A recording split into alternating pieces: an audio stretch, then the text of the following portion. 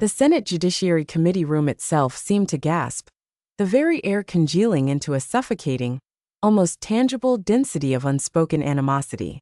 FBI Director Christopher Wray, a man whose face was a testament to disciplined composure amidst the furious tempest of hostility, adjusted the microphone. His gaze, unyielding and direct, impaled the figure opposite him, Kash Patel. This spectral presence from a vanquished administration, now draped in the formidable mantle of special counsel to the Senate, clutched a stack of documents as if they were a blade, honed for this singular, brutal confrontation. A fierce, predatory glint sparked in Patel's eyes. Moments earlier, he had burst into the hearing chamber, a whisper of conspiracy spreading like wildfire through the Republican senators who leaned in, their faces alight with a chilling, conspiratorial glee. The tension was a living, breathing entity, an electric current coursing through the room as cameras zoomed in, capturing the stark, almost cinematic dichotomy.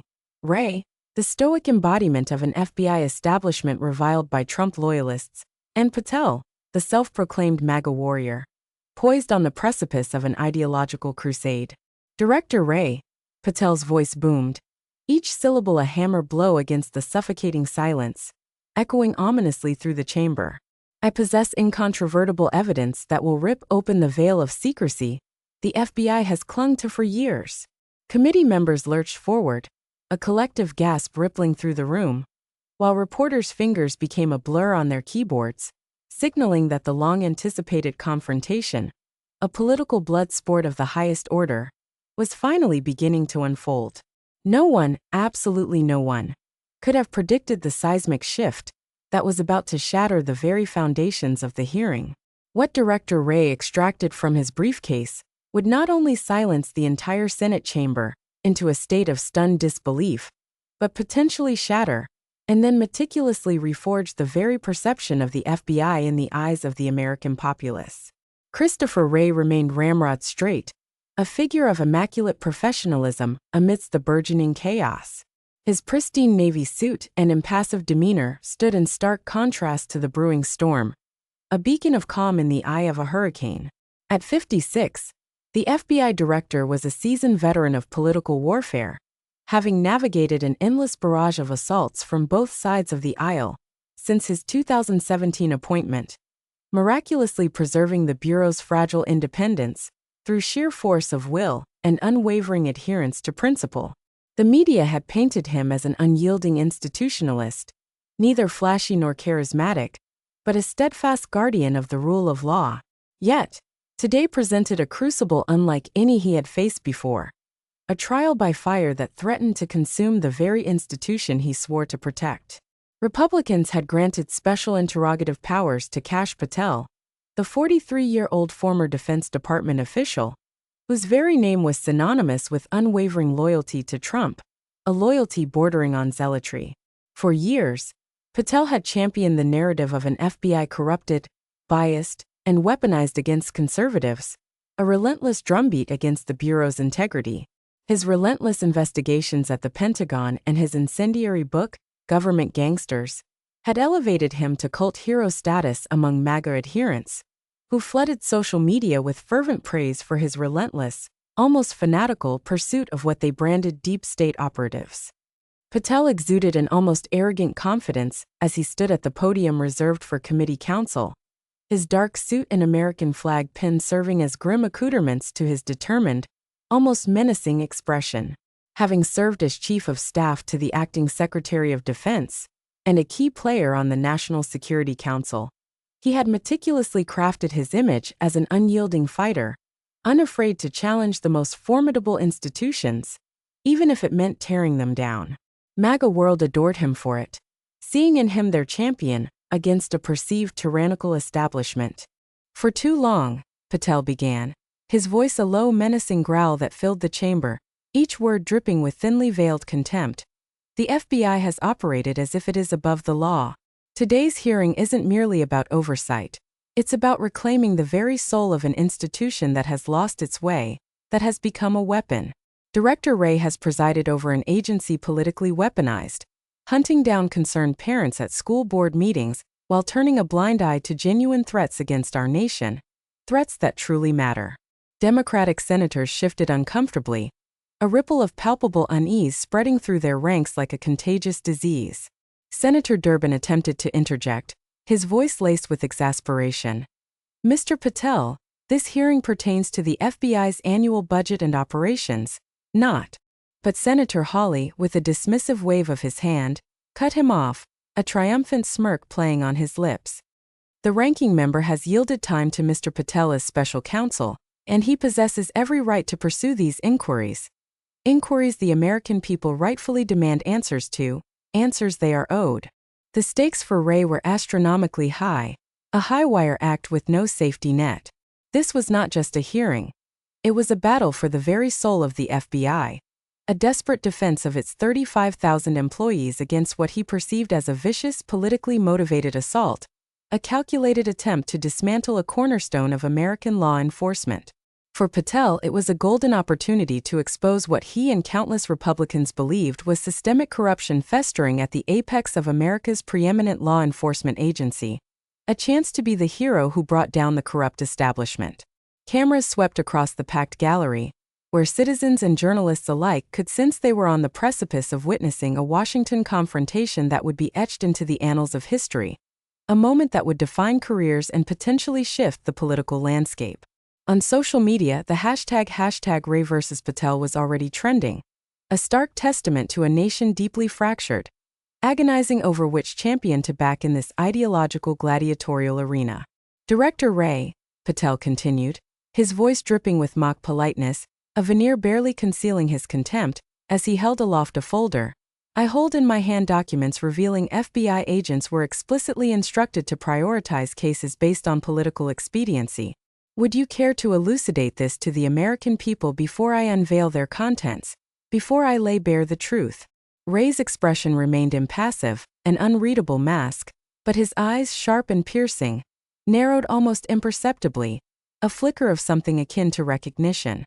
The room held its collective breath, a suffocating silence descending, pregnant with anticipation. "Mr. Patel," Wray responded, his voice a calm, unwavering counterpoint to Patel's theatrics, a steady rock against a turbulent tide. "The FBI makes investigative decisions based on irrefutable facts, the dictates of the law, and our long-established guidelines, never on political considerations. If you possess specific allegations, I am prepared to address them, but I will not engage in conjecture." Patel, however, did not wait for further invitation. He strode purposefully, almost menacingly, towards the committee dais, distributing copies of the documents to senators with a flourish, while an aide, with practiced efficiency, projected key pages onto the colossal screens in the hearing room, transforming it into a high-stakes courtroom. These internal emails, dated December 2023, unequivocally demonstrate that FBI field offices were ordered to monitor social media posts critical of federal government policies. Patel declared, his finger stabbing at the highlighted text on the screen, a theatrical gesture of accusation. Concurrently, legitimate threats of violence were inexplicably classified as low priority if they originated from groups aligned with progressive causes. "This is the weaponization you denied." A chorus of murmurs, hushed but urgent, rippled through the chamber, a growing wave of disquiet. Republican senators nodded sagely, their expressions a mixture of vindication and triumph, while Democrats scrutinized the documents with unconcealed skepticism, their faces etched with doubt. Senator Ted Cruz leaned into his microphone, his voice edged with accusation. "Director Wray, these documents appear to paint a deeply disturbing picture. How do you explain this egregious overreach?" Before Wray could utter a word, Patel pressed his advantage, sensing a weakness, a chink in the armor. "And here is Exhibit B," he announced, displaying a new document with a theatrical flourish. "FBI Resources Director, diverted from crucial counterterrorism operations to monitor parents at school board meetings. Despite your sworn testimony to this very committee that such actions were not occurring, this is a blatant disregard for the truth." The temperature in the room seemed to spike, a palpable surge of heat and indignation. Republican senators appeared increasingly agitated, their expressions hardening with anger, while Democrats huddled with their staff, whispering in urgent, hushed tones, a desperate search for a counternarrative. Wray remained a picture of stoic composure, meticulously jotting notes as Patel's relentless barrage continued, each accusation a sharp, stinging blow. When he finally looked up, his expression remained an unreadable enigma, a mask that revealed nothing. "Mr. Patel," Wray stated, his voice a silken thread, calm and measured, yet carrying an undeniable authority, "you are presenting mere fragments of internal communications, devoid of their essential context. The complete documents would reveal these were internal deliberations regarding resource allocation during a period of multiple, evolving threat streams. Nothing within them directed political targeting. They reflect a dynamic process, not a nefarious plot." Patel's lips curled into a thin, knowing smile, a hint of disdain in his eyes, convinced he had exposed the truth. "Let us then move to something more concrete," he said, gesturing for another exhibit. "Something undeniable, Director. Your agents, Director, seized phones from citizens at a rally in Danville last year. No warrants. No charges. Simply confiscation. How, Director, is that constitutional? How can you justify this egregious violation of rights?" The gallery erupted in a furious buzz, a wave of outrage crashing through the room. Senator Grassley's gavel crashed down repeatedly, demanding order, but the sense of chaos had already taken root. "That characterization," Wray retorted, his voice firm but still controlled, a steel edge beneath the calm, "is unequivocally false. Those devices were temporarily secured as part of an active bomb threat investigation, all conducted with proper legal process, and returned within hours. To suggest otherwise is a dangerous misrepresentation." For the first time, a flicker of uncertainty crossed Patel's face, a momentary disruption in his meticulously crafted facade, a fleeting glimpse of doubt. But he recovered with lightning speed, pivoting with the agility of a predator. "What about the whistleblowers, Director Wray?" Patel pivoted, gesturing towards three grim-faced figures seated in the back row. Former FBI agents who claimed they were forcibly removed for refusing to participate in politically motivated investigations. Martyrs in his narrative. How many more are too terrified to come forward, to expose the truth from within your corrupt institution?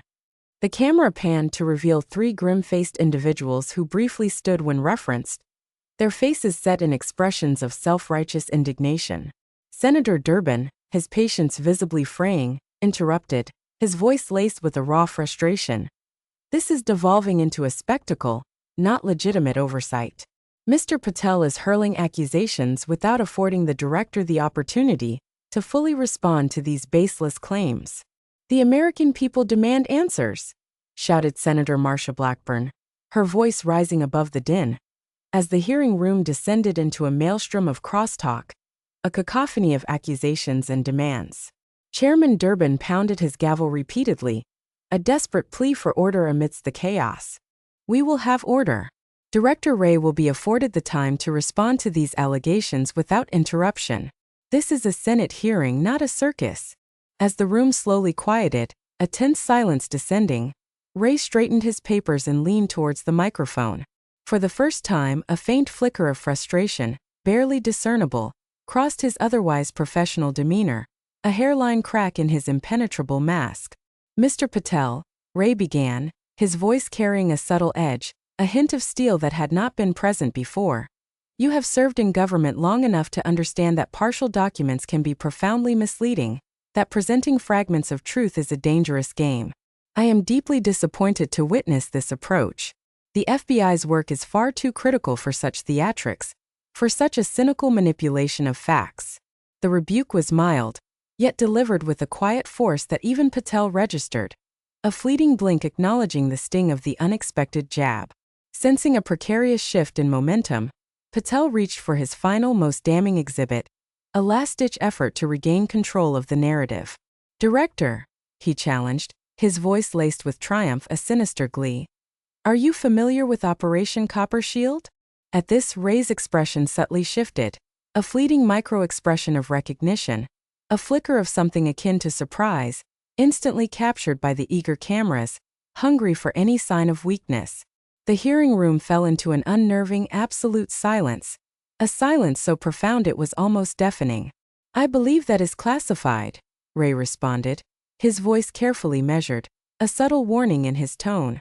Patel smiled, a predatory grin spreading across his face. Not anymore. Not after what my office uncovered. The truth, Director, will come out. He held aloft a thick binder, a prop designed for maximum impact. This operation targeted American citizens solely based on their political donations, and I have the proof right here. This is the ultimate betrayal. Several Democratic senators exchanged alarmed glances, a ripple of genuine concern spreading through their ranks. Senator Whitehouse grabbed his microphone, his voice urgent. Mr. Chairman, if this involves classified information, we should immediately move to a closed session. This cannot be discussed in public. Too late for that, Patel replied, his voice laced with relish, savoring the moment of his supposed triumph. The American people have an absolute right to know how their top law enforcement agency is truly operating, how it has abused its power. As staffers scrambled to confer with the committee leadership about proper protocols, a flurry of hushed, urgent whispers, cameras caught Director Wray slowly, deliberately reaching into his briefcase. His face remained calm, unreadable, but his eyes now had hardened with an unyielding resolve, a cold, focused intensity. From that briefcase, he extracted a slim blue folder bearing official FBI markings, stark and ominous against the polished wood of the table. No one in the room knew its contents, but whatever it was, Wray now placed it with chilling precision on the table before him, a silent declaration of war. Mr. Patel, Wray said quietly, his voice cutting through the hushed tension like a sharpened blade. Before you continue, I believe you should be aware of something. The room fell into a silence so profound that the low hum of the air conditioning became an almost deafening presence, a mocking soundtrack to the unfolding drama. Every single eye was fixed unblinkingly on the enigmatic blue folder, a silent, desperate plea for revelation. Director Wray opened the blue folder with a chilling, methodical precision, his movements deliberate, almost surgical, as the entire Senate chamber watched in agonizing, breathless silence. He removed a single document and, adjusting his glasses, looked directly into the eyes of Kash Patel, a gaze that seemed to pierce through the man's carefully constructed confidence. Mr. Patel, Wray began, his voice calm yet resonating with an undeniable authority through the silent room, each word a hammer blow against the tension. You have presented fragments of information to paint a narrative about the FBI's operations. You have questioned our integrity, our impartiality, and our unwavering commitment to the Constitution, twisting facts to suit your agenda. Now, I would like to present some facts of my own, the complete picture. Patel stood with his arms crossed, a confident, almost condescending smile still playing on his lips, clearly convinced Wray was bluffing, that this was merely a desperate attempt at diversion. Operation Copper Shield, Wray began, his voice dropping slightly, imbued with a gravity that demanded attention, was indeed a real initiative, but it was not what you are suggesting, not the nefarious plot you envision. He turned the document around, displaying it for the committee, a silent, damning rebuttal. It was an internal counterintelligence operation that identified foreign attempts to penetrate and compromise American political organizations, both Republican and Democratic. It was a shield, Mr. Patel, not a sword. Murmurs rippled through the chamber, hushed and surprised, as Wray continued, his gaze intensifying, now locked on Patel, a silent accusation in his eyes. And what is particularly relevant today, Mr. Patel, is that this operation discovered something deeply troubling. Foreign intelligence services attempting to place assets in positions of influence within our government, including in your former office at the Department of Defense, within your inner circle. The room went completely, utterly still. Patel's confident smile vanished, replaced by a ghastly pallor, his face draining of all color, as if suddenly confronted by a ghost. This document, Wray continued, sliding it towards the committee, a silent indictment, is a declassified summary of a counterintelligence assessment completed last month. It details how 3 individuals with concerning foreign connections attempted to gain positions on your staff in 2020. 2 were successfully blocked by FBI vetting. The 3rd was hired. Gasps echoed through the chamber, sharp and sudden, like individual pistol shots. Camera operators zoomed in on Patel, whose face had drained of all color, his eyes wide with a dawning horror.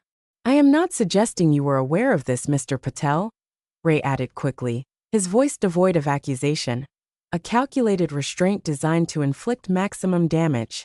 In fact, the assessment concludes you were likely targeted precisely because of your known skepticism toward counterintelligence processes, which foreign actors believed would make your office an easier target for penetration. You, Mr. Patel, were a vulnerability. Senator Grassley leaned forward, his voice a low growl, barely audible above the stunned silence.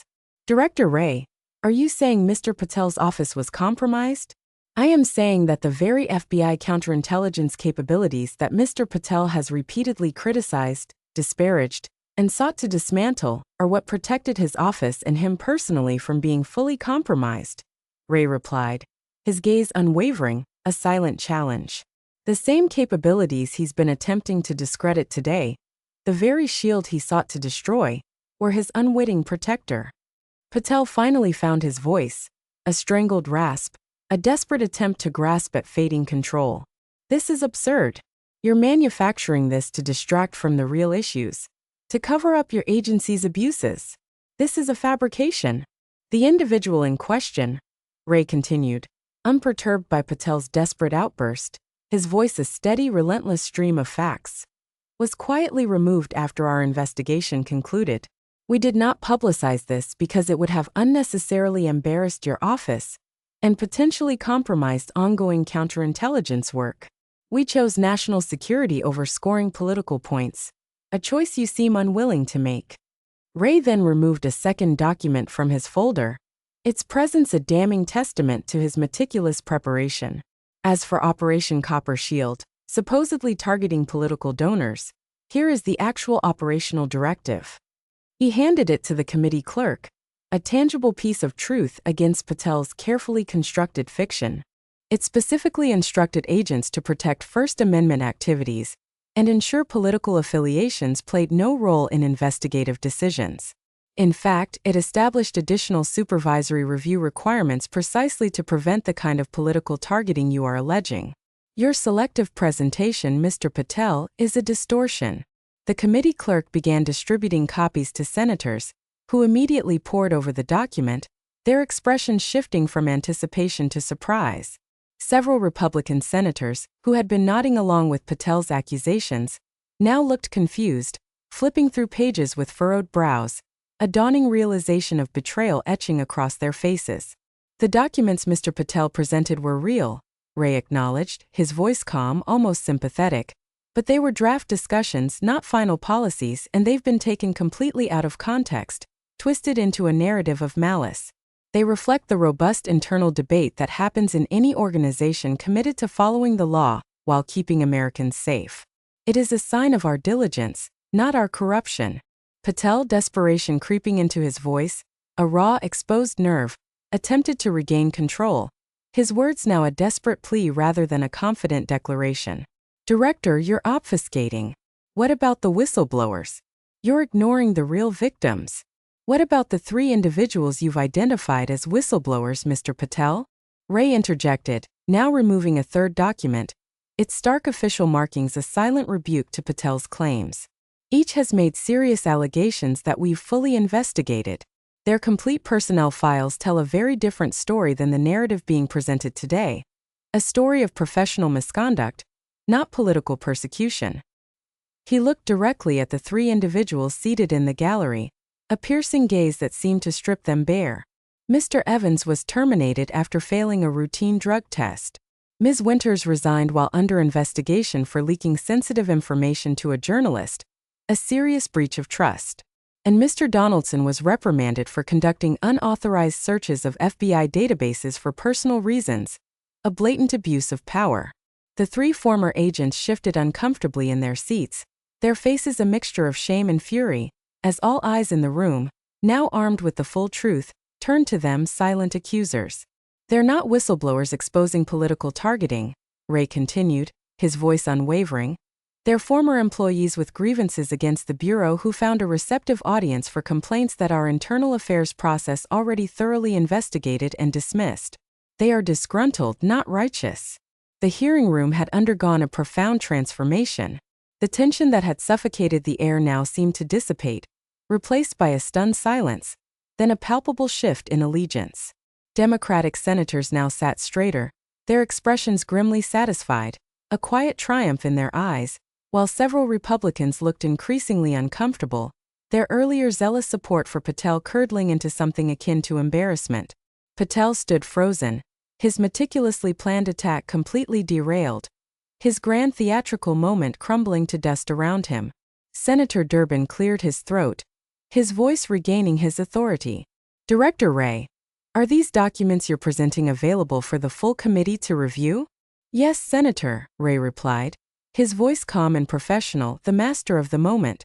In fact, I've brought complete copies for every committee member. Unlike the fragments presented earlier, these tell the complete story, the full unvarnished truth. FBI staffers moved efficiently through the room, distributing blue folders identical to Wray's to each senator. As they opened them, expressions of surprise, and in some cases dawning dismay, appeared on faces on both sides of the aisle. Mr. Chairman, said Republican Senator Lindsey Graham, looking up from the documents, his voice tinged with surprise, almost a whisper of awe. I believe we need to take a short recess to review these materials properly. This is significant.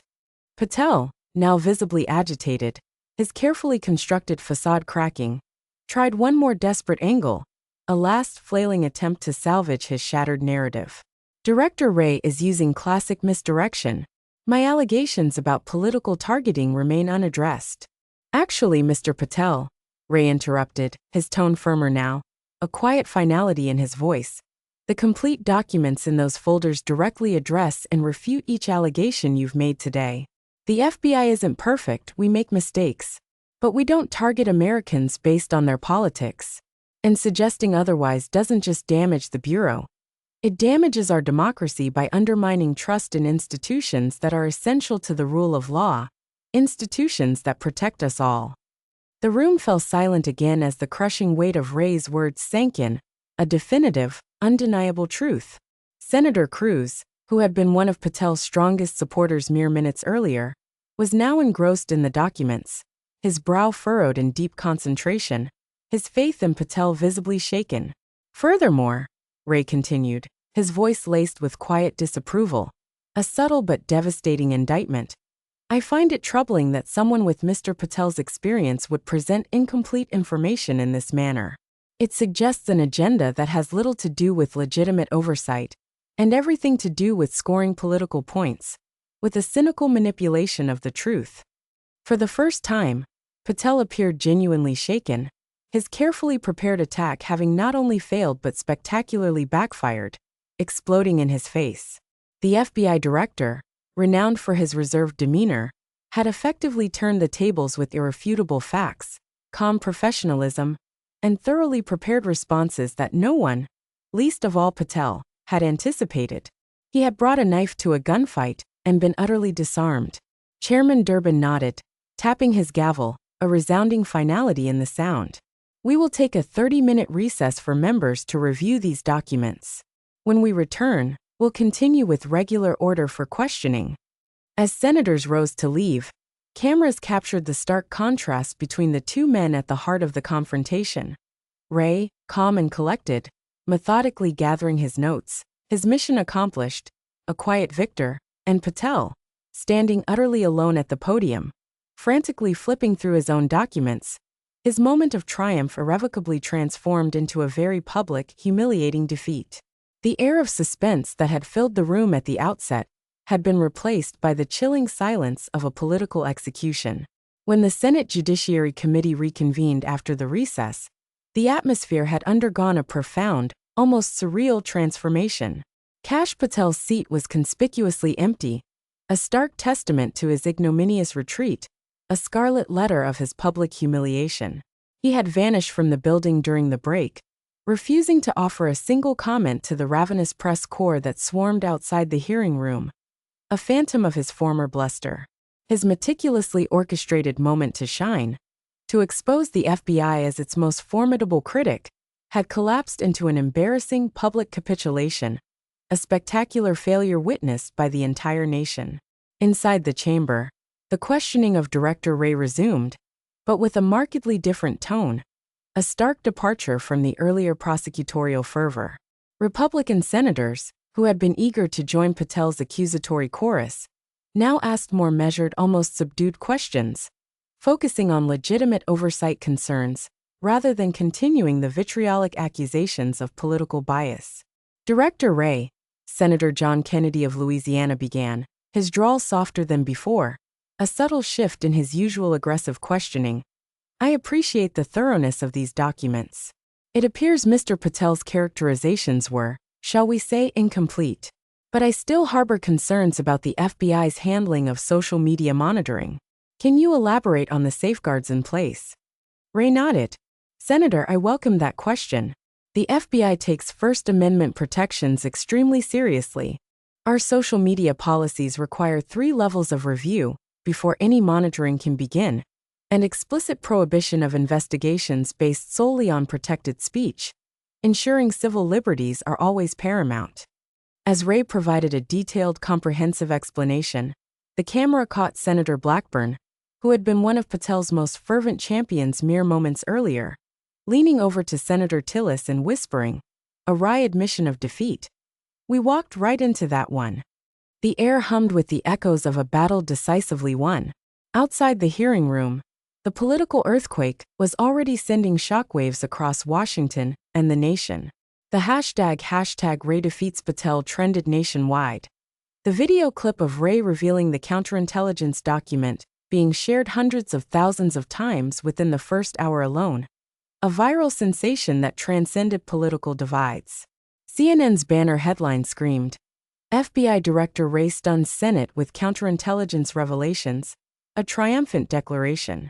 Fox News, ever seeking a different angle but unable to deny the impact, declared, Wray defends FBI against bias allegations with surprise documents, a grudging acknowledgement of his tactical brilliance.